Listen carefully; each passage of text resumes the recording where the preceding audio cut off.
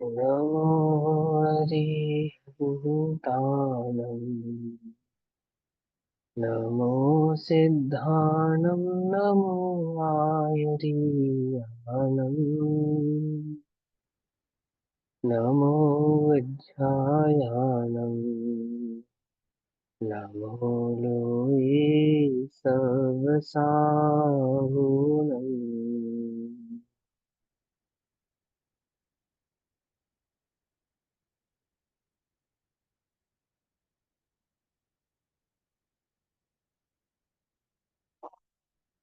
नमः समय साराय स्वानुभूत्या चिकासते चित्तभावाय भावाय सर्वभावान्तरच्छिदे।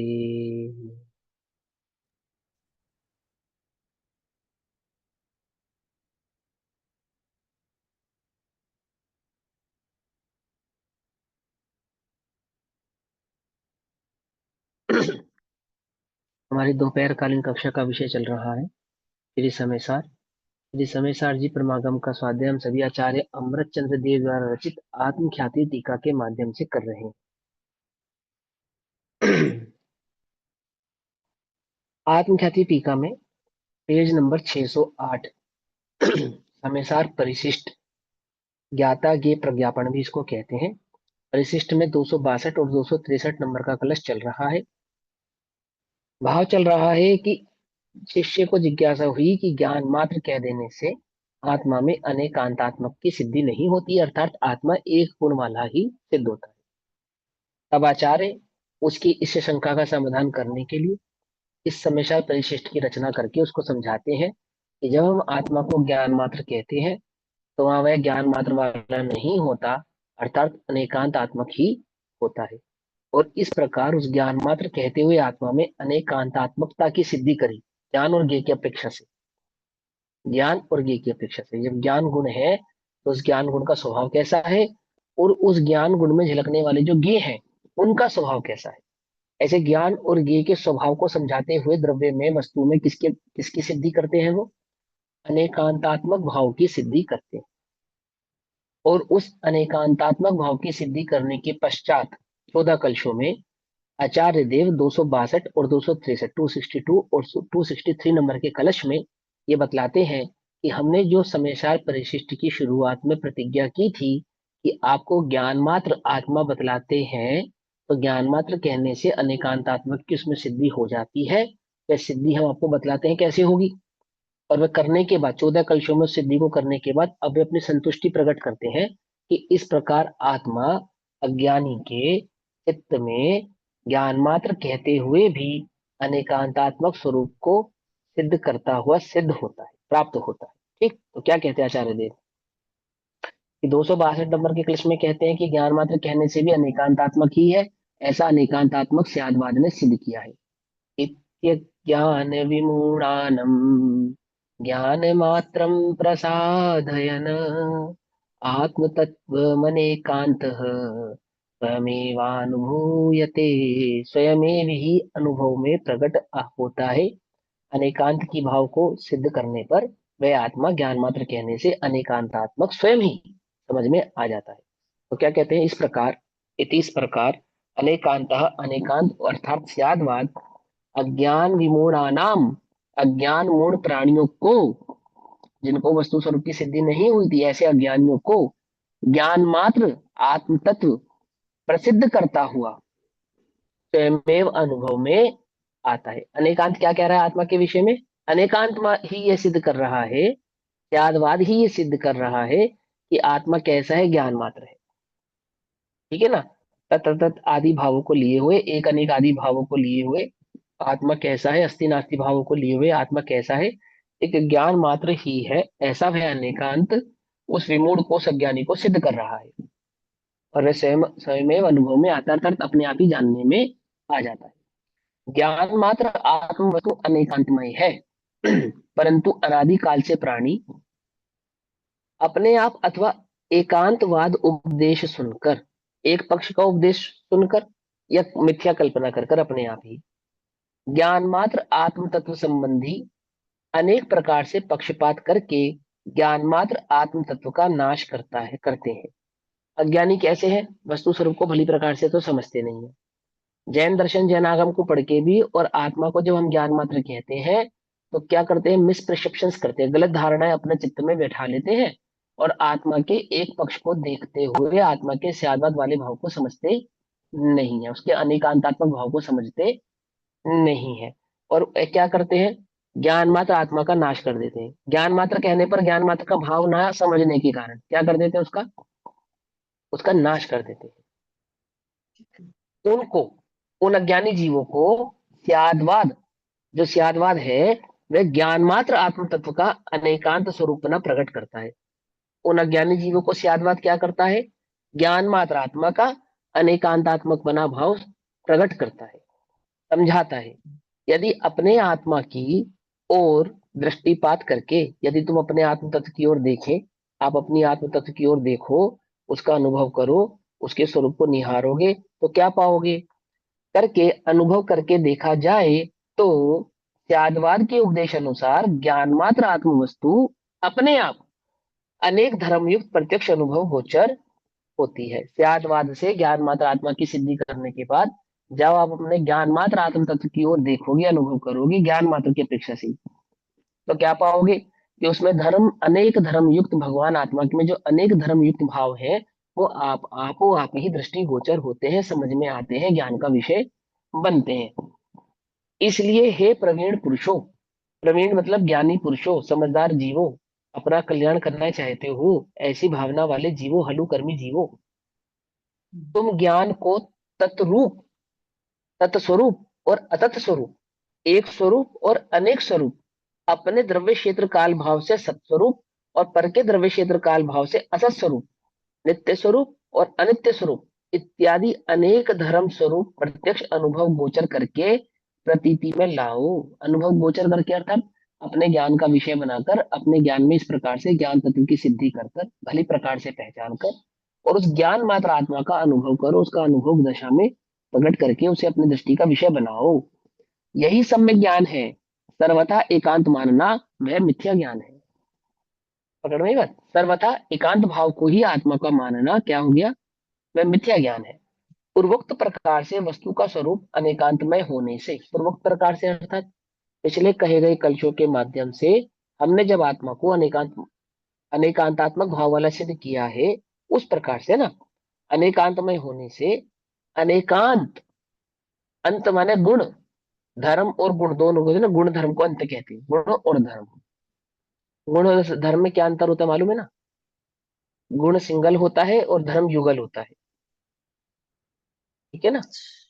गुण सिंगल होता है, अकेला होता है, और जो धर्म होता है वो युगल से होती है।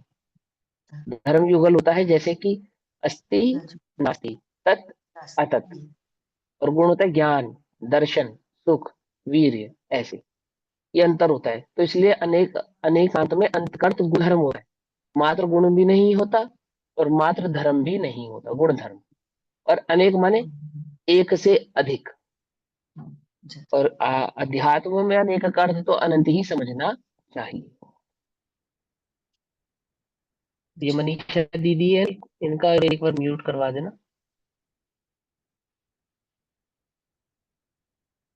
मनीषा है, मनीषा है, मनीषा। ठीक, हाँ चलो। तो अब सुनो क्या कहते हैं। हाँ, तो पूर्वोक्त प्रकार से वस्तु का स्वरूप अनेकांतमय होने से अनेकांत अर्थात स्यादवाद सिद्ध हुआ। इस अर्थ का काव्य अब कहा जाता है। हमने जो पिछले भावकलशों में आपको बात समझाई है, उससे आत्मा कैसा सिद्ध हो गया? अनेकांत आत्मा सिद्ध हो गया। कैसे सिद्ध हो गया वह बात आचार्य देव सिद्ध हुआ है, इस भाव को यहाँ पे दूसरे साइड नंबर के कलश में रख रहे हैं। हाँ जी। ये जो हमने अभी 14 कलश पढ़े हैं ना, तत् अतत और ये सत असत, एक अनेक और नित्य अनेक अनित्य, इनके अलावा और कौन से होते हैं धर्म? इसके अलावा होते तो अनंत है, ठीक है, होते तो अनंत है। अस्थि नास्ति के आदि के भावों से, वक्तव्य आदि भावों के अपेक्षा से, भंगों की अपेक्षा से समझे जाए तो एक अनेक, तत् अतत, है ना, अस्थि नास्ति, नित्य अनित्य, है ना, और स्वद्रव्य हाँ स्वक्षेत्र ठीक है, यहाँ स्वकाल पर आ स्वभाव गया की अपेक्षा से। भेदत्व। ये भी भेदत्व है ना। और अभेदत्व, शुद्धत्व और हाँ, भेद शुद्धत्व। अभेद भी होते हैं, हाँ हाँ हाँ, ऐसे बहुत सारे आएंगे, है ना। तो क्या कहते हैं। तो ये हम इन्हें थोड़ा ना मानेंगे, जो हमने ये पीछे कर्ता कर्म अधिकार में जो हमने वो कितने कलश पढ़े थे निश्चय और व्यवहार के, एक नए से ये और एक नए से वो, एक नए से ये, जिसमें बोला कि आप पक्षातिक्रांत होकर वस्तु को देखो, वो वाले थोड़ा ना आएंगे धर्म। वो धर्म थोड़ा ना आएंगे, उसमें कर्ता और कुछ अकर्ता। उसमें कुछ आएंगे, उसमें कुछ आएंगे नहीं, करता करता नहीं, वो तो नित्य धर्म ही नित्य आ होंगे। जाएगा, जैसे एक हाँ, उसमें नित्य नित्य आ जाएगा, होगा। एक अनिटपना आ जाएगा, है ना। गुण धर्म और हाँ। पर्याय की अपेक्षा से आएगा वो सारा का सारा, है ना। हाँ, तो क्या कहते हैं देखो। नहीं, जो ये कलश नंबर सामान्य और 263। विशेष धर्म होते हैं फिर ये। सामान्य विशेष धर्म होते हैं, सामान्य विशेष गुण होते हैं। गुण होते हैं। सामान्य विशेष तो धर्म हुआ या गुण हुआ, तो सामान्य विशेष गुणों की अपेक्षा से कहा। और एक वस्तु का स्वरूप सामान्य विशेषात्मक है, ऐसा भी कहा। तो वहां जो सामान्य विशेषात्मक कहा है वो धर्म की अपेक्षा से कहा है। एक, और सामान्य और विशेष होते हैं, वो गुण भी होते हैं, दोनों बातें। तो आप सामान्य विशेष कौन सा पूछ रहे हो, गुणों वाला सामान्य विशेष पूछ रहे हो, हाँ, या ये वस्तु का सामान्य स्वरूप गुण, सामान्य जो ये विशेषात्मक होता है। प्रमेयत्व, जो ये प्रमेयत्व गुण हाँ, वगैरह ये थे ना, गुण है, ये आए थे माइंड में, ये गुण है, कारक गुण। ये गुण, हाँ ये गुण है, हाँ ये गुण है। मैंने बताया ना, अलकार तो दो होते हैं, एक नेट गुण, फ्लक्चुएट कर। एक धर्म। मेरा नेट फ्लक्चुएट हो रहा है, सभी को मेरी आवाज कट कट के आ रही है। क्लियर आ रही है, बट हाँ मतलब cut cut cut cut cut हो रहा है, बट सुनाई बीच पूरा बीच समझ। में कट रही है। ऐसे ये स्वतंत्रता है, हम कुछ नहीं रखते। चलो, 263 नंबर के कलश आचार्य देवी भाव रखते हैं कि हमने आपको निकांतात्मक भाव की सिद्धि कर दी है। क्या कैसे कहते हैं, एवं तत्व व्यवस्थित्या स्वयं व्यवस्थापयन स्वयं अलंघयम शासनम जैन मनिकांतो व्यवस्थितः। अलंघयम, जो लांघा नहीं जा सकता, जिसका कोई पार नहीं है, जैसे समुद्र अलंग है ऐसा कहते हैं ना लोक में, कि आप तैर के पार नहीं कर सकते आदि आदि, हालांकि वो लांघा जाता है, इस पार से उस पार जाया जा सकता है। परंतु जैन दर्शन कहता है कैसा है, जिसको आप पार नहीं कर सकते, पार नहीं कर सकते अर्थात जिसका विरोध नहीं कर सकते, जिसको आप लांग नहीं सकते। पकड़ में ही मत नहीं, पकड़ में ही। तो क्या कहते हैं, इस प्रकार एवं इस प्रकार अनेकांत जैनम अलंघ शासनम, जैनियों का अलंग शासन है। शासन माने सिद्धांत, सिद्धांत अनेकांत जैनियों का अलंग शासन है, जिसका कोई विरोध नहीं कर सकता, जिसके कोई पार नहीं जा सकता, अर्थात जिसके एंटी में कोई अपनी बात को सिद्ध नहीं कर सकता। कि जो जिनेन्द्र देव का, जिन देव का अलंग है, किसी से तोड़ा न जाए, ऐसा शासन है, वह है तत्व व्यवस्थया, वस्तु के यथार्थ स्वरूप की विस्तृति, अर्थात व्यवस्था द्वारा स्वयं स्वयं व्यवस्थापयन, स्वयं अपने आप को स्थापित करता हुआ, स्थित हुआ, निश्चित हुआ और सिद्ध हुआ। क्या कहते हैं कि वस्तु स्वरूप को आपो आप ही, जैसी वस्तु है ना आपो आप ही स्वयं सिद्ध, ऐसे ही वह अनेकांत कैसा है, वस्तु के स्वरूप को बतलाने वाला वस्तु के समान ही स्वयं सिद्ध है। और वह स्वयं सिद्ध वस्तु को बतलाने वाला जो अलंग शासन है, उसने वस्तु के स्वरूप को जब प्रकाशित किया, तो कैसा हुआ, प्रकाशित होता हुआ, वह स्थित हुआ, निश्चित हुआ और सिद्ध हुआ। अनेकांत अर्थात स्यात्वाद, वस्तु स्वरूप को यथावत स्थापित करता हुआ, वस्तु स्वरूप को यथावत स्थापित करता हुआ, अर्थात यथावत वस्तु स्वरूप को बतलाता हुआ। ऐसा नहीं कि पहले तो वस्तु अव्यवस्थित थी, फिर उसने व्यवस्थित स्थापित कर दिया, ऐसा नहीं। अज्ञानी के ज्ञान में वस्तु की जो अव्यवस्थितता थी, उसके ज्ञान को व्यवस्थित किया, अज्ञानी के ज्ञान की अव्यवस्थितता को व्यवस्थित कर दिया। और वस्तु को कैसा बतलाया, कि वस्तु को व्यवस्थित नहीं करना, वस्तु तो पहले से ही व्यवस्थित है, इसको व्यवस्थित होना है, तुझे व्यवस्थित होना है। और व्यवस्थित वस्तु को बतलाने वाला वह अनेकांत कैसा है, कि वह स्वयं भी व्यवस्थित है, क्योंकि व्यवस्थित को बतला रहा है ना, व्यवस्थित को बतला रहा है तो स्वयं भी व्यवस्थित है। पकड़ में मत नहीं, पकड़ में है ना। तो क्या कहते हैं, अनेकांत अर्थात स्यादवाद, वस्तु स्वरूप को यथावत स्थापित करता हुआ, यथावत स्थापित करता हुआ अर्थात दर्शाता हुआ। ऐसा मत अर्थ करना शब्द मलेच्छ की तरह। क्या शब्द मलेच्छ करेगा अर्थ इसका, स्थापित करता हूं मतलब पहले जैसी नहीं, यथावत नहीं थी, फिर उसको यथावत कर दिया किसने, अनेकांत ने स्थापित कर दिया, ऐसा नहीं। पहले यहाँ मूर्ति नहीं थी, फिर बाद में हमने मूर्ति स्थापित कर दी, ऐसा नहीं। पकड़ में बात नहीं, पकड़ में। स्थापित करता हुआ का अर्थ क्या है? दर्शाता हुआ। वस्तु स्वभाव से स्वयमेव ही व्यवस्थित है, ऐसे वस्तु के व्यवस्थित भाव को दर्शाता हुआ, स्थापित करता हुआ स्वतः ही सिद्ध हो गया। स्वयं ही क्या हो गया? अनेकांत सिद्ध हो गया। क्या कहने में? ज्ञान मात्र कहने में। वह अनेकांत ही निर्बाध जिनमत है। ठीक है ना? ये कौन लिख रहा है? कौन लिख रहा है ये बात? अलंघ्य शासनम, आचार्य आचार्य अमरचंद्र देव। हाँ, आचार्य अमरचंद्र देव। आचार्य अमरचंद्र देव ने इसी बात को समय सार के परिशिष्ट के इन्हीं भावों को पुरुषार्थ सिद्धि उपाय के पहले अधिकार में इसी प्रकार से प्रस्तुत किया है, बिल्कुल डिक्टो। वर्ड थोड़े इधर उधर होंगे, परंतु भाव बिल्कुल यही प्रदर्शित किया उन्होंने। जब वहां उन्होंने जैन शासन को नमस्कार किया, तो क्या कहकर नमस्कार किया? अनेकांत त्यागवाद भाव वाले उस भगवान के आगम को मैं नमस्कार करता हूँ। लक्षण क्या बनाया उसका? अनेकांत। बनाया नहीं बनाया? इसी प्रकार से आगे भी बतलाएंगे। देखना, वो आप जो पुरुषार्थ सिद्धि उपाय पढ़ रहे हो ना, उनका आचार्य अमरचंद्र, वो भी आचार्य अमरचंद्र देव ने ही लिखा है। तो उनके ज्ञान के संदर्भ, उनके ज्ञान में, सिद्धांत के संदर्भ में, वस्तु व्यवस्था के संदर्भ में जो भाव है, वो ऐसा नहीं कि ग्रंथ लिखने के बाद, लिखने के आधार से बदल रहा। यहाँ कह रहे हैं वही बात उन्होंने वहां पे कही है, और इसी ही प्रकार से कही है, इसी ही ढंग से कही है। ठीक, देखो क्या कहते हैं। अनेकांत अर्थात स्याद्वाद वस्तु स्वरूप को यथावत स्थापित करता हुआ स्वतः सिद्ध हो गया। वह अनेकांत ही निर्बाध जिन मत है, जिनमें जिसमें किसी प्रकार की कोई बाधा नहीं है, निर्बाधित है, और यथार्थ वस्तु स्थिति को कहने वाला है। आगे ना मत, वस्तु स्थिति को यथार्थ कहने वाला है। जैसी वस्तु है, वस्तु को वैसा ही बतलाने वाला है। कहीं किसी ने असत कल्पना से वचन मात्र प्रलाप नहीं किया है। अपनी बुद्धि से कह दिया हो, कल्पना करके कह दिया हो, है ना, हमको ऐसा लगा इसलिए कह दिया हो, तो ऐसा कल्पना करके नहीं कहा है। इसलिए हे निपुण पुरुषों, भली भांति विचार करके प्रत्यक्ष अनुमान प्रमाण से अनुभव कर देखो। कैसे अनुभव करके देखो? भली प्रकार से, सही प्रकार से विचार करके। विचार माने विवेक पूर्वक, विवेक पूर्वक। प्रत्यक्ष, प्रत्यक्ष अनुभूति की अपेक्षा से प्रत्यक्ष। अनुमान, अनुमान है ना, तर्क आदि की अपेक्षा से अनुमान। और प्रमाण से, प्रमाण से अर्थात निश्चय और व्यवहार दोनों ही भावों को भली प्रकार से समझ कर। पकड़ में आ गई बात? प्रत्यक्ष माने अनुभव, वो अनुभव से प्रत्यक्ष ही जानने में आता है जीव है, चैतन्य है या नहीं है। इस बात को बतलाने के लिए तो किसी डॉक्टर या साइंस की आवश्यकता नहीं है, एक जानने वाला है। अनुमान, तर्क आदि के आधार से और प्रमाण से निश्चय व्यवहारात में आत्मक वस्तु के स्वरूप को अनुभव करके देखो। जब अनुभूति प्रकट होगी छद्मस को, कैसे होगी? प्रत्यक्ष, अनुमान, प्रमाण आदि के आधार से ही होगी। यहाँ प्रत्यक्ष करता ऐसा नहीं आत्मा दिखेगा।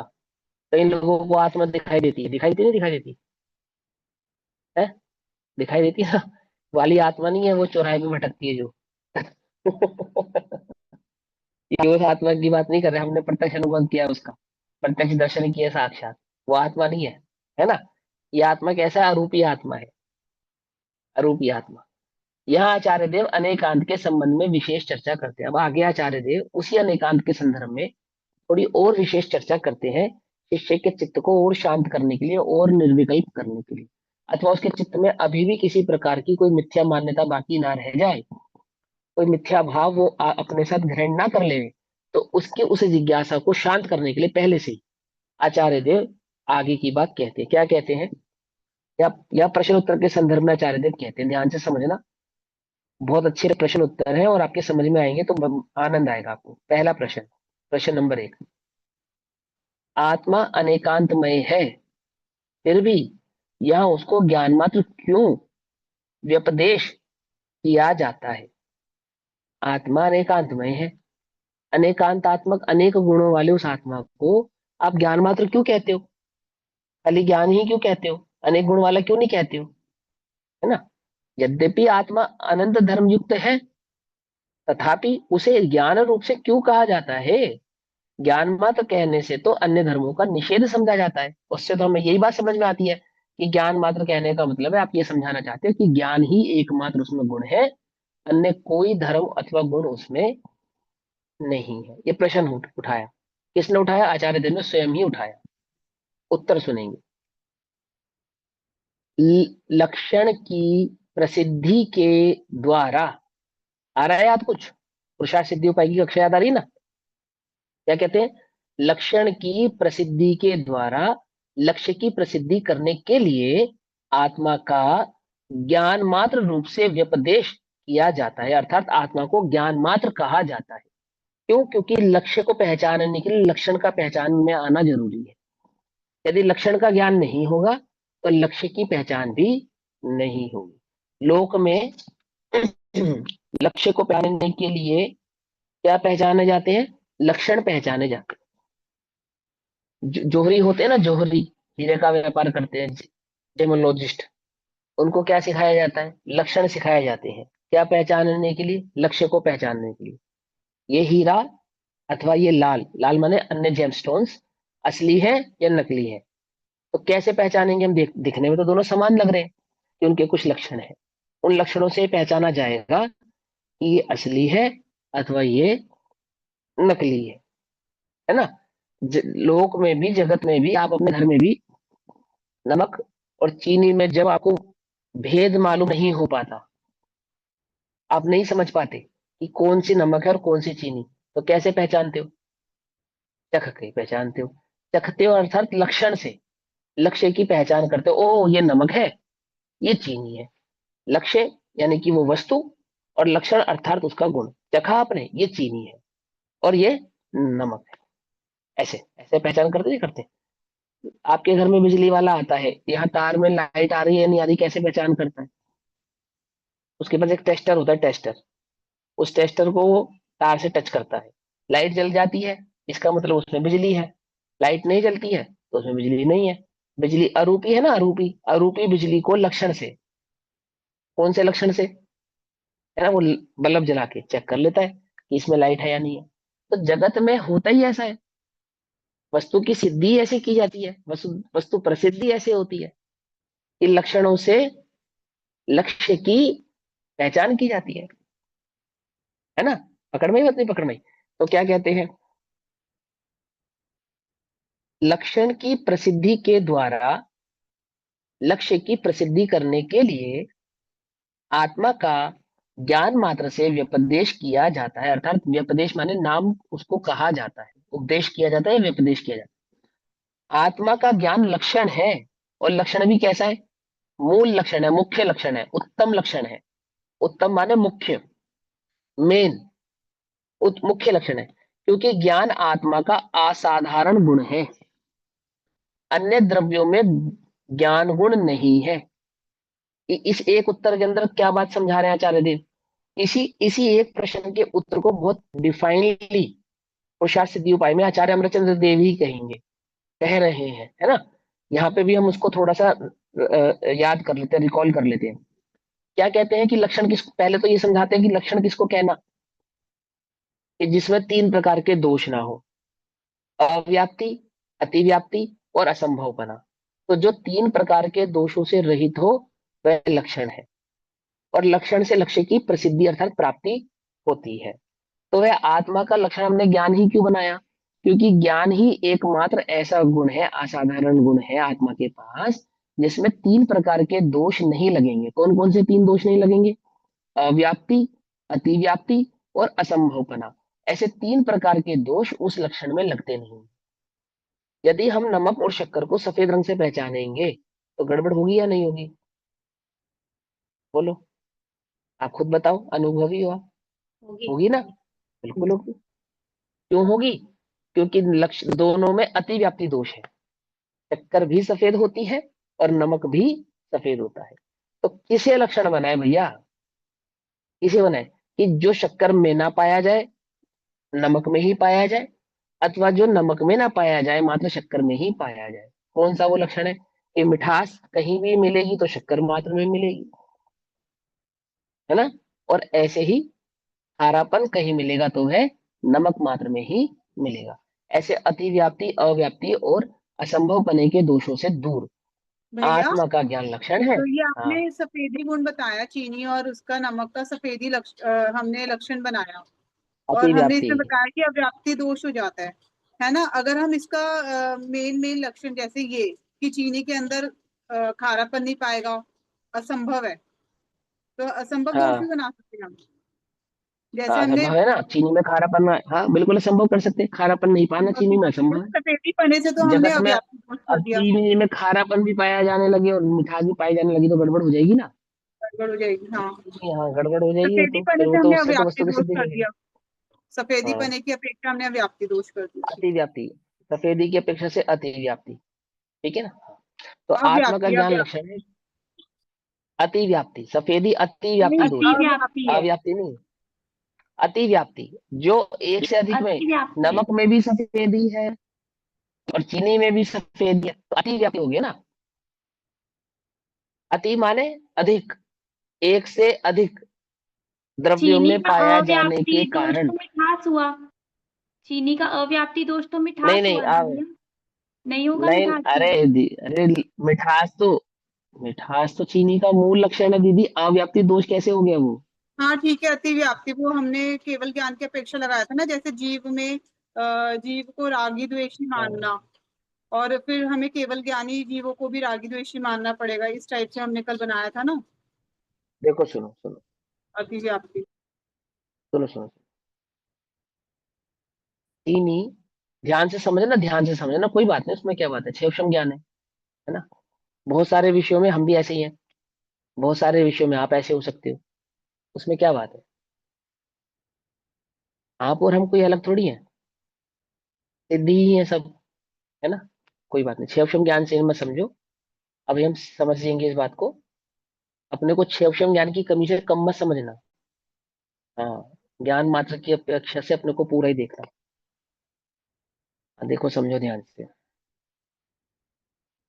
चीनी पाउडर फॉर्म में होती है, ध्यान से सुनना पहले, है ना, या क्रिस्टल फॉर्म में होती है, या लिक्विड फॉर्म में होती है। ये तीन तीन बातें पूछी मैंने। चीनी का फॉर्म पाउडर होगा, क्रिस्टल होगा, या लिक्विड होगा, या तीनों ही हो सकती है।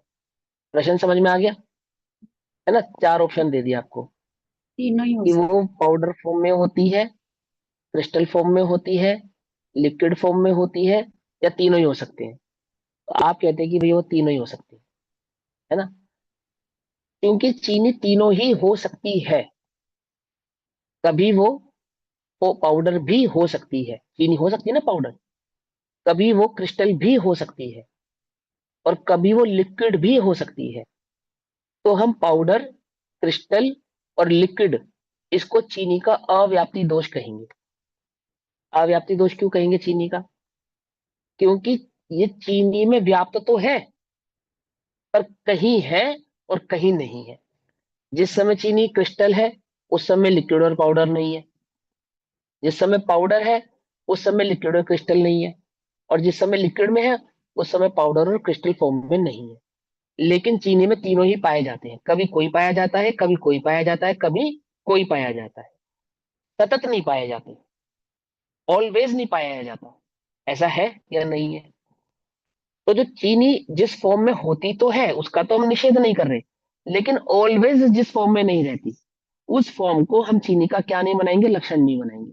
तो जो चीनी में है तो सही, पर ऑलवेज नहीं है, उसको कहते हैं अव्याप्ति लक्षण। चीनी जब भी होगी तो या तो क्रिस्टल फॉर्म में होगी, या तो पाउडर फॉर्म में होगी, या तो लिक्विड फॉर्म में होगी। गैस फॉर्म में हो सकती है शक्कर? बोलो, शक्कर का गैस फॉर्म भी हो सकता है कि नहीं हो सकता? तीन ही फॉर्म हो सकते हैं उसके, या तो वो क्रिस्टल होगी, या तो वो लिक्विड फॉर्म में होगी, या तो वो पाउडर फॉर्म में होगी। तीन ही है उसके फॉर्म, चौथा कोई फॉर्म उसका नहीं है। तो ये तीन फॉर्म में ही पाई जाएगी, ये बात तो पक्की है। पर हमेशा इन तीन फॉर्म में ही पाई जाएगी ऐसा नहीं है ना, किसी एक में पाई जाएगी, दो में नहीं। जब एक फॉर्म में होगी तो बाकी दो फॉर्म्स का उसमें क्या हो जाएगा, अभाव हो जाएगा। तो ऐसे भाव को कहते हैं अव्याप्ति लक्षण।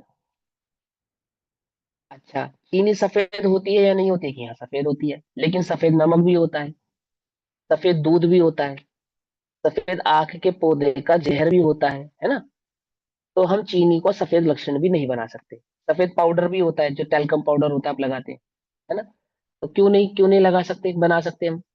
बोले क्योंकि वो अन्य द्रव्यों में भी होता है, इसलिए वो अतिव्याप्ति दोष है, अतिव्याप्ति है ना। तो और तीसरा दोष कौन सा है? असंभव। कि चीनी में अगर हम खारापन ढूंढे, तीखापन ढूंढे, तो वो हमें नहीं मिलेगा, तो वो तो वहां मिल ही नहीं सकता, इसलिए वो असंभव है। तो फिर हम चीनी को कैसे पहचाने, कौन सा लक्षण पहचाने? तो बोले मिठास हम शक्कर का लक्षण बनाएंगे। बोले क्यों? बोले जब वो पाउडर होगी तब भी मीठी होगी, जब वो लिक्विड फॉर्म में होगी तब भी मीठी होगी, जब वो क्रिस्टल फॉर्म में होगी तब भी मीठी होगी या नहीं होगी? और जब वो दूध में होगी तब भी मीठी होगी, पानी में होगी तब भी मीठी होगी या नहीं होगी? होगी ना। तो एक ऐसा लक्षण जो चीनी के हर लक्षणों के हर समय बदलने के बाद भी कभी ना बदले, कहीं ना बदले, और चीनी के सिवा अन्य कहीं ना पाया जाए, उदाहरण है ये। शक्कर के सिवा और कहीं ना पाया जाए, और जो शक्कर की हर स्थिति में पाया जाए। दो बातें समझ में आ गई? शक्कर के सिवा कहीं नहीं पाया जाए, और शक्कर की हर स्थिति में पाया जाए। तो कौन सा लक्षण है वो? बोले वो मिठास है। ये शक्कर किसी भी फॉर्म में हो, मीठी ही रहने वाली है। जैसे गुजराती लोग सब्जी में शक्कर डालते हैं, तो क्यों डालते हैं? सब्जी को नमकीन करने के लिए, और नमकीन बनाने के लिए मीठेपन के नहीं, लिए। मीठी करने के लिए। हाँ, माने वो नमक मिर्च के साथ बनी हुई सब्जी में भी, तीखे साग में भी शक्कर जाती है, तो वहां अपने मिठास लक्षण को त्यागती नहीं है। पकड़ में ही, पत्नी पकड़ में। हम जब भी जगत में शक्कर को खोजेंगे, और अगर मिठास से खोजेंगे तो शक्कर को पा जाएंगे, अन्य किसी लक्षण से खोजेंगे तो नहीं पा पाएंगे। आगे बस समझ में। ऐसे ही आत्मा पे घटित करा उन्होंने, कि यदि हम आत्मा का राग लक्षण बनाते हैं, राग, तो ये बात तो पक्की है कि जब भी इस जगत में राग द्वेष को ढूंढा जाएगा, जब भी ढूंढा जाएगा, कहाँ मिलेगा? अगर राग द्वेष ढूंढे तो छह द्रव्यों में से किस द्रव्य के साथ प्राप्त होगा? एक द्रव्य के जीव के साथ प्राप्त होगा, है ना। लेकिन क्या वो जीव के साथ सर्वथा पाया जाता है? नहीं हमेशा पाया जाता है? नहीं पाया नहीं जाता। इसलिए उसे अव्याप्ति लक्षण कहते हैं। अव्याप्ति दोष है वो, लक्षणाभास दोष है वो। ठीक। अच्छा, तो हम अरूपी लक्षण बना लेते हैं आत्मा का। बोले अरूपी तो धर्म अधर्म आकाश और काल भी होते हैं, तो क्या हम उन्हें भी आत्मा मान ले? तो अरूपी को भी नहीं बना सकते, इसलिए वो अतिव्याप्ति दोष हो गया। और हम चेतना को जड़ मान ले, जड़ जड़ लक्षण बना ले। बोले नहीं, वो तो कभी पाए, अगर वो चैतन्य है तो जड़ नहीं हो सकता। समझे नहीं समझे? अच्छा, तो चलो केवल ज्ञान बना ले, केवल ज्ञान लक्षण बना ले आत्मा का। क्या लक्षण कहलाएगा ये केवल ज्ञान? तीनों तीनों। अब मैं पूछूंगा, मुझे मुझे पूछने दो, आप बीच में मत बोलना। केवल ज्ञान आत्मा का अव्याप्ति, अतिव्याप्ति और असंभव, तीनों में से कौन सा दोष है और क्यों? ठीक है, प्रश्न समझ में आ गया? रुक जाओ दीदी, आपको तो समझ में आ गया, और लोगों को तो देखने दो, है ना। सभी को तो पूछो। किरण आंटी आए आज? किरण आंटी बता देंगे, चलो किरण आंटी से पूछते हैं। सुन रहे किरण आंटी? नहीं सुन रहे हमारी बात?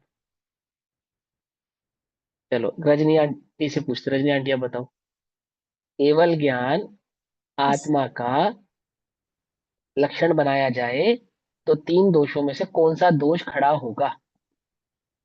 असंभव अव्याप्ति, अतिव्याप्ति या असंभव असंभव? असंभव असंभव। अच्छा चलो, कोई कोई बात नहीं, ठीक है, कोई बात नहीं। अनिता आंटी आप बताने की कोशिश करो, कौन सा लक्षण खड़ा होगा?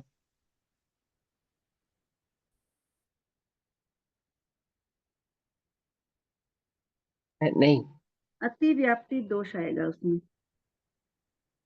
अतिव्याप्ति कैसे आएगा बताओ जरा।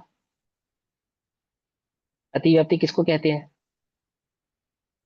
जिसमें अति हो, उसकी अ, चीज हाँ, की अति अति माने हो। जो जो दो द्रव्यों में पाया जाए उसको अति कहते हैं। एक से अधिक द्रव्य में पाया, तो केवल ज्ञान आत्म द्रव्य के सिवा अन्य किन द्रव्यों में पाया जाता है? और किसी द्रव्य में नहीं पाया जाता। तो फिर अतिव्याप्ति कैसे हुआ, है ना। और असंभव का मतलब होता है कि कभी नहीं पाया जाता। समझ में? बात नहीं समझ में? तो कौन सा बचा? ऑटोमेटिकली अव्याप्ति बचा। तो वो अव्याप्ति दोष है। बोले अव्याप्ति क्यों है? क्योंकि अरिहंत और सिद्ध में तो है, और अन्य जीवों में नहीं है। आ गई बात समझ में? नहीं समझी? अव्याप्ति दोष किसको कहना? जो कहीं तो है, जीव की किसी अवस्था में तो है और किसी अवस्था में नहीं, यानी जब तक मुझे केवल ज्ञान प्रकट नहीं होगा तब तक मैं जीव नहीं कहला सकता। केवल ज्ञान प्रकट होगा तभी मैं जीव कहलाऊंगा, यदि मैं केवल ज्ञान को जीव का लक्षण बनाऊंगा तो। आगे बात समझ में? नहीं समझ में? तो हम किसको लक्षण बनाए चेतना का? बोले एक चैतन्य भाव ही, यानी ज्ञान दर्शन भाव ही ऐसा है जो उस ज्ञान मात्र आत्मा में सदैव ही पाया जाता है। एक इंद्रिय अवस्था में भी ज्ञान, दो इंद्रिय अवस्था में भी ज्ञान, अन्य इंद्रिय अवस्थाओं में भी ज्ञान, और केवल ज्ञान अवस्था में भी ज्ञान, सिद्ध अवस्था में भी ज्ञान। ज्ञान का कभी आत्मा से अभाव नहीं होता, किसी अवस्था में भी अभाव नहीं होता, और आत्मा यानी जीव के सिवा अन्य किसी द्रव्य में कभी भी किसी भी कारण से पाया नहीं जाता। इसलिए ज्ञान ही उस जीव का वास्तविक और मूल लक्षण है। आगे बस समझ में?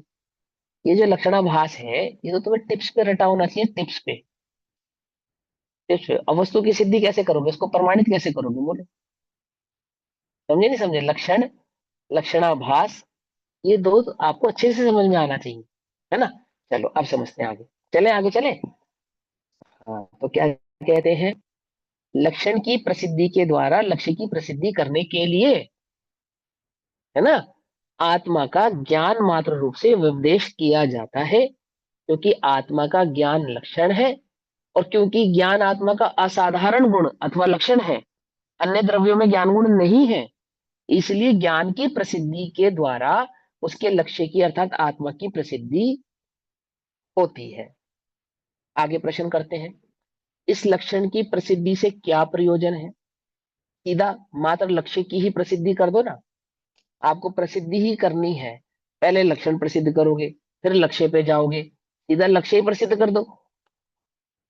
प्रश्न क्या है? सीधा लक्ष्य ही प्रसिद्ध कर दो, लक्षण प्रसिद्ध करो फिर लक्ष्य प्रसिद्ध करो। इतना लंबा क्यों करते हो? प्रश्न समझेंगे। इस लक्षण की प्रसिद्धि से क्या प्रयोजन है? मात्र लक्ष्य ही प्रसाध्य अर्थात प्रसिद्धि करने योग्य है, क्योंकि अल्टीमेटली आपने प्रसिद्ध तो लक्ष्य को ही करना है ना, तो सीधा लक्ष्य को ही प्रसिद्ध कर दो आप। इसलिए लक्षण को प्रसिद्ध किए बिना मात्र लक्ष्य को ही, आत्मा को ही प्रसिद्ध क्यों नहीं करते? सीधा आत्मा ही क्यों नहीं कहते? ज्ञान मात्र ही क्यों कहते हो? ज्ञान मात्र आत्मा ऐसा क्यों कहते हो? आत्मा ही कह दो ना सीधा। पकड़ में ही बात नहीं? पकड़ में ही। उसमें लक्षण जोड़ के और फिर लक्ष्य बतलाना, उसकी क्या आवश्यकता है? ऐसे ऐसे तो दोष खड़ा हो रहा है। जब आप ज्ञान मात्र आत्मा कहते हो तो वहां लक्ष्य से सिर्फ ज्ञान वाला सिद्ध होता है, तो आप लक्ष्य सीधा आत्मा ऐसा बोल दो, ज्ञान मात्र आत्मा ऐसा मत बोलो। तो उसको उत्तर देते हैं, जिसे लक्षण अप्रसिद्ध हो, अर्थात जो लक्षण को नहीं पहचानता हो, नहीं पहचानता हो। छोटा बच्चा बिजली के लक्षण को नहीं पहचानता। बिजली किसे कहते हैं? बोलो क्या है लक्षण का, बिजली का असली लक्षण बताओ क्या है? कौन बतलाएगा? करंट। हाँ, झटका। है ना? देसी भाषा में कहे तो झटका उसका असली लक्षण है या नहीं है? तो छोटा बच्चा, होते हैं ना छोटे बच्चे, आजकल वो स्विच बोर्ड ऐसे बनाए जाने लगे कि इसमें उंगली नहीं डाल सकता बच्चा। तो छोटे बच्चे क्या करते थे, उसमें उंगली डालते थे, कोशिश करते थे, है ना? और जब झटका लग जाता था एक बार, बस उसके बाद नहीं। फिर तो स्विच बोर्ड देख के भी घबराता है। घबराता नहीं? घबराता। पुराने जमाने में क्या होता था? पुराने जमाने में मोमबत्ती की लो होती थी ना, उसको पकड़ने की कोशिश करते थे बच्चे। हमने खुद देखा अपनी आंखों से, ऐसे पकड़ने की कोशिश करते उसको, है? और पकड़ लेते, एक बार पकड़ लेना तो फिर मोमबत्ती देख के भी डरता है। उसको लक्ष्य से क्या, लक्षण से किसकी प्रसिद्धि हो गई? लक्ष्य की प्रसिद्धि हो गई उसको। उसको समझ में आ गया क्या चीज है।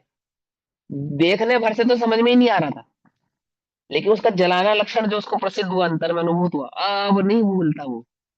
पकड़ में मत नहीं, पकड़ में तो क्या कहते हैं?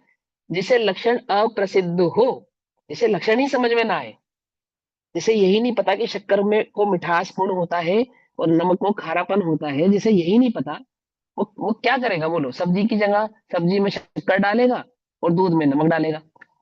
पता ही नहीं है, पता ही नहीं है। मीठा करने का लक्षण क्या है? और खारा करने का लक्षण क्या है, जब खारे और मिठास के बीच का भेद ही नहीं पहचानेगा, क्या बताएगा, कैसे बतलाएगा?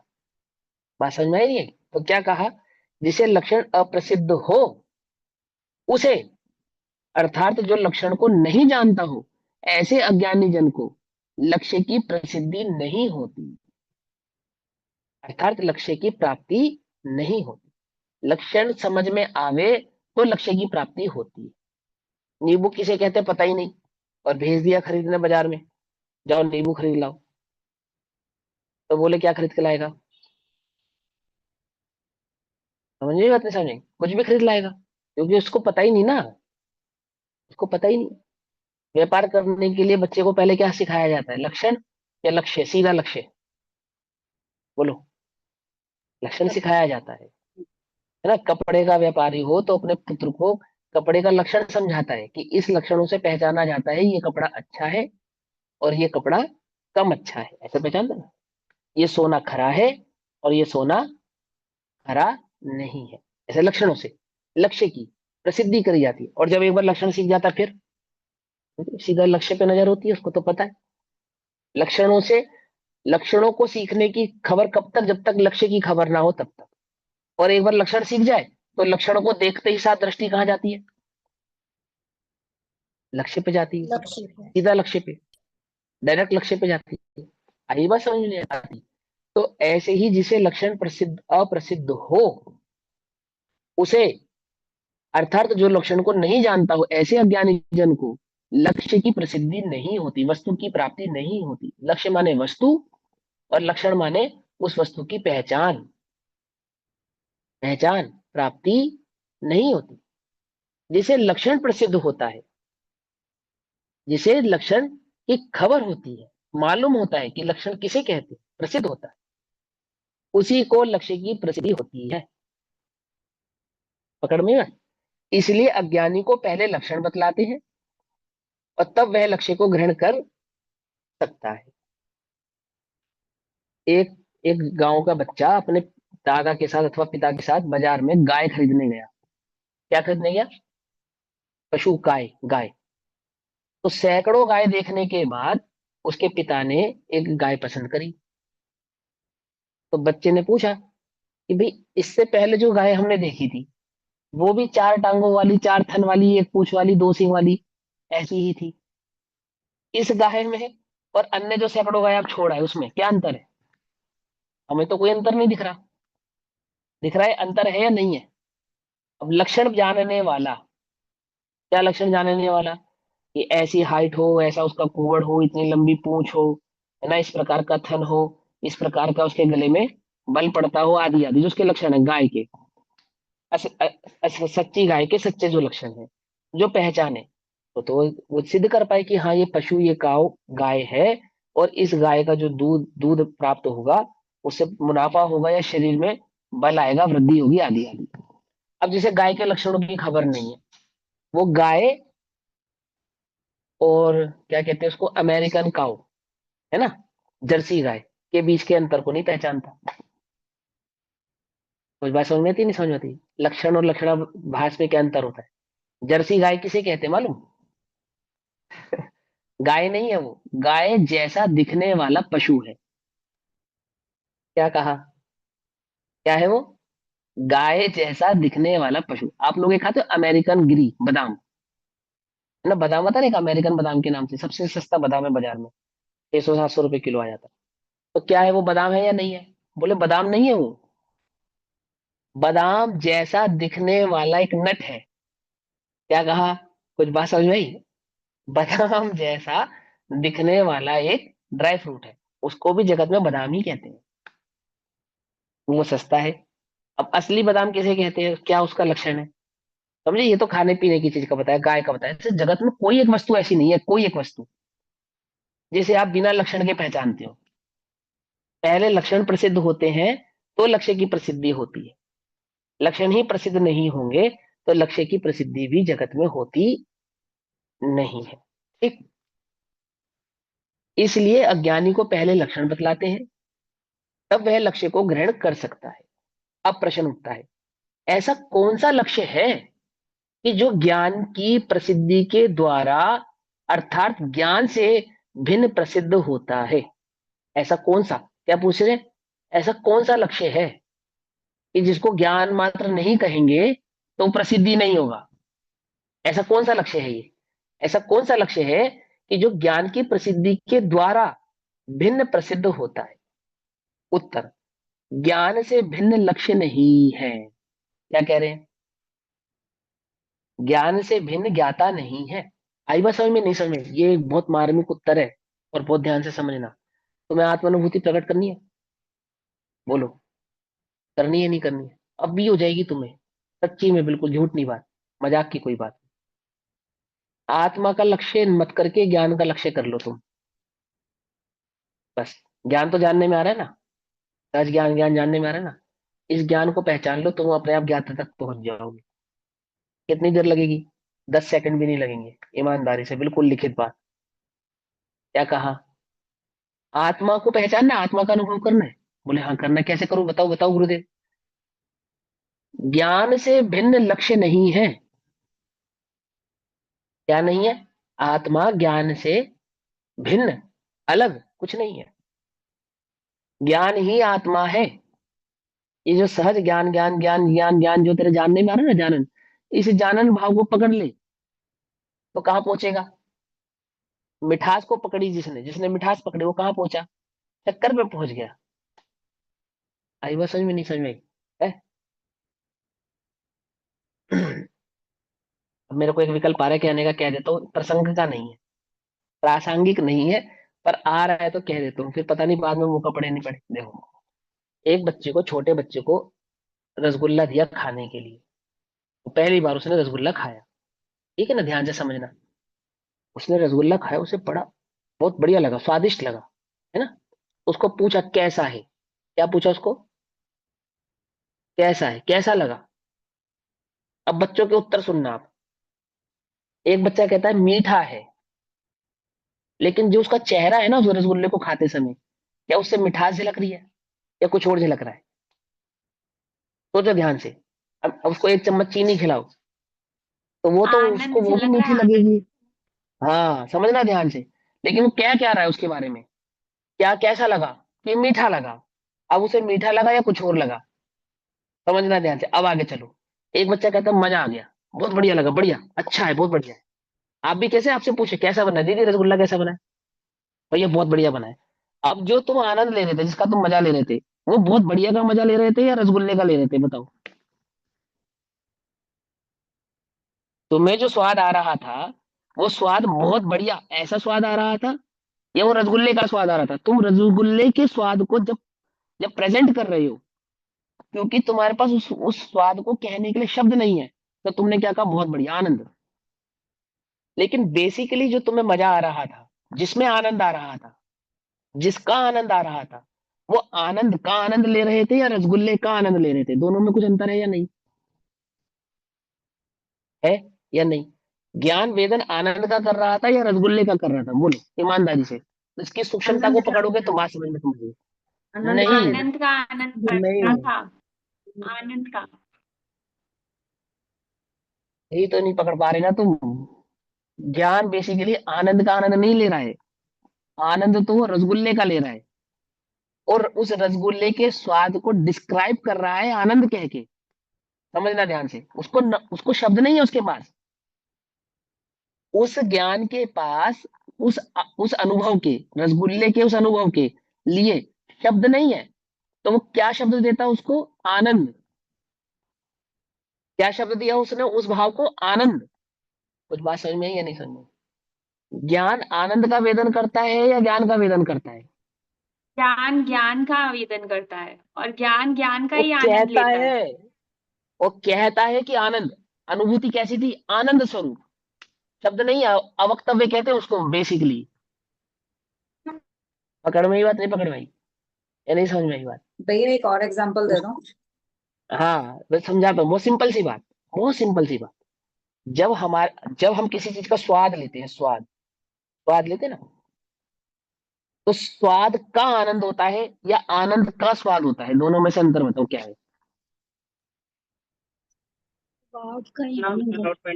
फिर स्वाद का ही आनंद है। आनंद, आनंद का स्वाद होता है या स्वाद का आनंद का होता है? आनंद स्वाद किसका होता होता है? है, स्वाद ये का समझ, आनंद का, स्वाद का आनंद होता आनंद है। का स्वाद होता है। स्वाद का स्वाद आनंद हाँ स्वाद का आनंद होता है। हाँ, ये तो समझना है, यही तो भाव समझना है। आनंद स्वाद का होता है, लेकिन उस स्वादिष्ट भाव को आनंद से प्रदर्शित किया जाता है। तो मजा आ गया। तो मजा तुम्हें बस रसगुल्ले में खाने में आता है और बाकी चीजों में नहीं आता। हमने तुमको 2 दिन बाद जलेबी खाई खिलाई, तब तुमने क्या कहा? मजा आ गया। उसके 2 दिन बाद तुमको कचौड़ी खिलाई, तुमने क्या कहा? मजा आ गया। अरे गजब हो गया। तुमको सब में एक जैसे ही आनंद आ रहा है, एक जैसे ही स्वाद आ रहा है, एक जैसे ही आ रहा है। मैंने रसगुल्ला, जलेबी और कचौड़ी, सबको तुमने डिस्क्राइब कैसे किया? आनंद आ गया, आनंद आ गया, आनंद आ गया। तो तीनों आनंद एक जैसे थे या अलग अलग थे? ये बताओ आप हमें, पहले तो आप ये बताओ। और किसमें अलग ज्यादा आनंद आया, किसमें कम आनंद आया? बोलो। तीनों एक जैसा हाँ, स्वाद आता वो तीनों का स्वाद भिन्न है, तीनों की तासीर भिन्न है, लेकिन उसका डिस्क्रिप्शन तीनों का सेम है, आनंद आनंद आनंद। ऐसे ही ज्ञान, आनंद से, ज्ञान का जो वेदर होता है ना, ज्ञान, ज्ञान वो आनंद ज्ञान का लेता है, कहता उसे आनंद है। कुछ बात समझ में आई या नहीं आई? ये बात समझ में आ जाए तो तुम्हें बात समझ में आ जाए। बिल्कुल क्लियर अब समझ तुम में आ आनंद गया। खोजोगे, तुम आनंद खोजोगे तो ज्ञान नहीं मिलेगा। हाँ, तुम ज्ञान का आवेदन करोगे तो आनंद मिलेगा ही मिलेगा। कुछ बात समझ में आई या नहीं समझ में?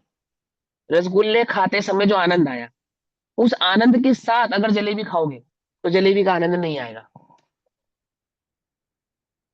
क्या कहा? आनंद पकड़ के कचौड़ी खाओगे तो कचौड़ी का आनंद नहीं आएगा।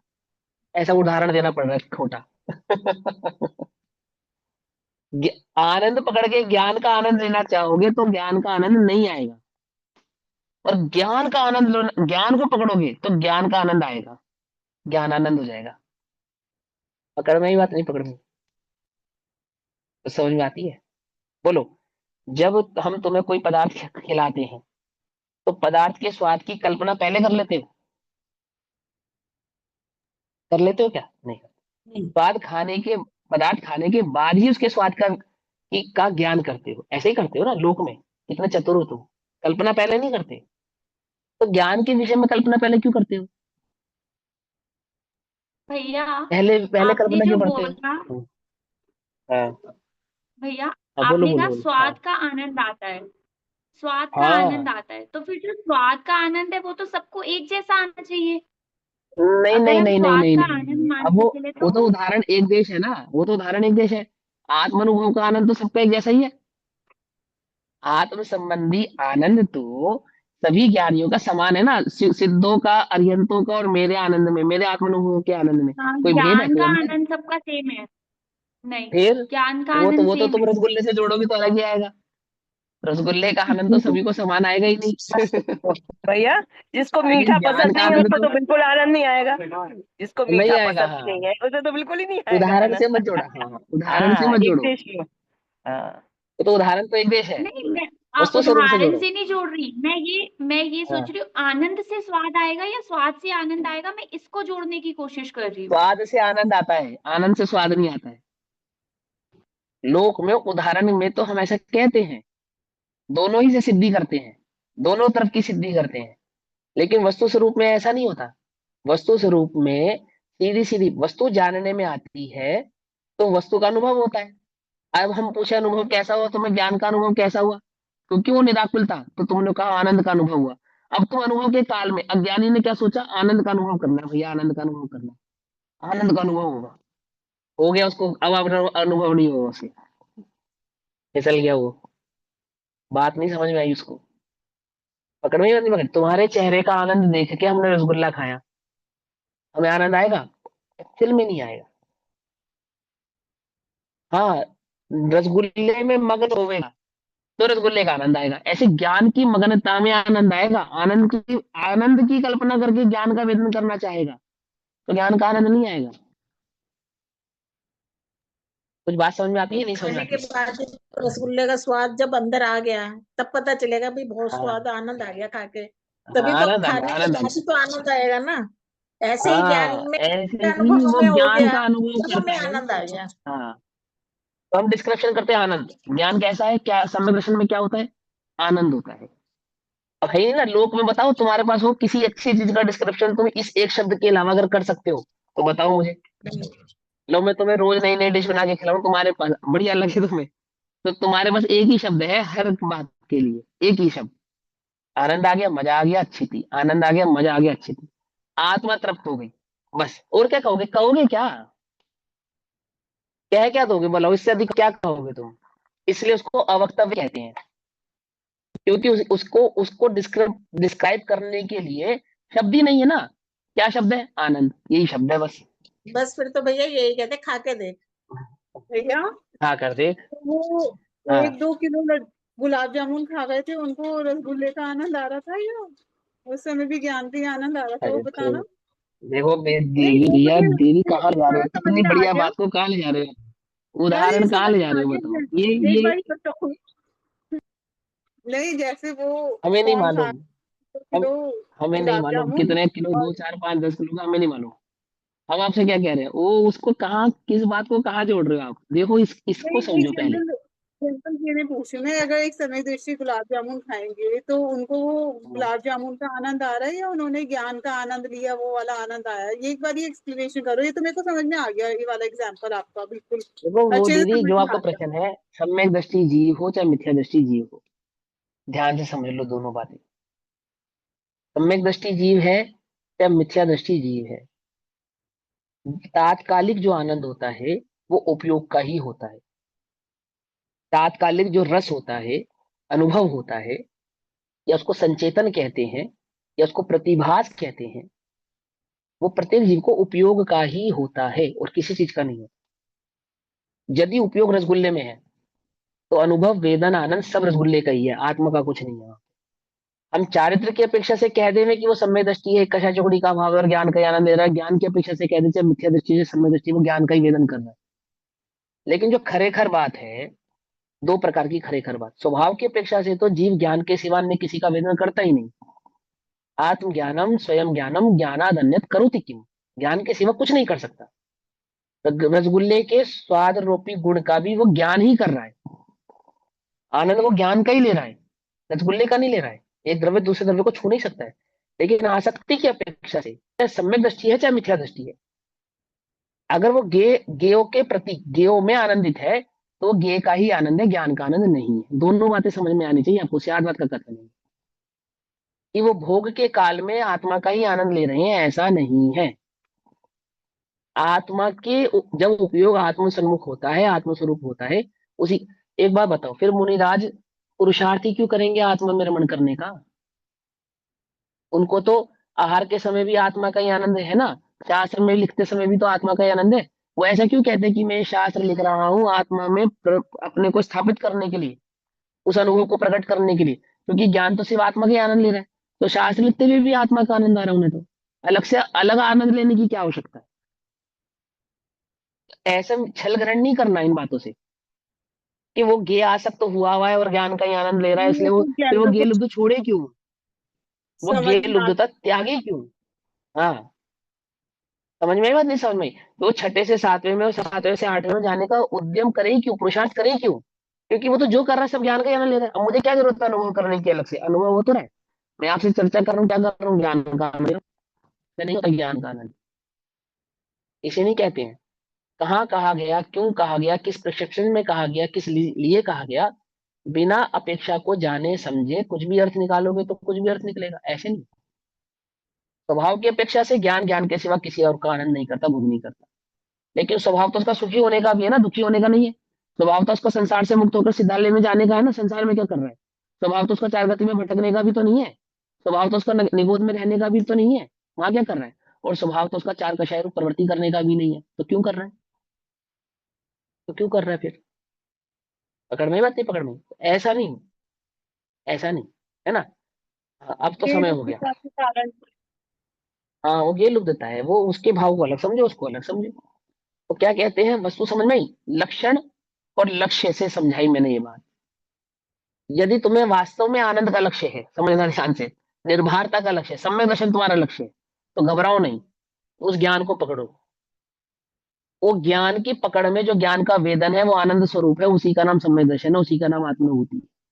अनुभव को, आनंद को पकड़ के ज्ञान को पकड़ोगे तो ज्ञान पकड़ में नहीं आएगा, और ज्ञान को पकड़ोगे तो जो ज्ञान का वेदन होगा वो आनंदमय ही होगा। आई वो समझ में या नहीं समझ में?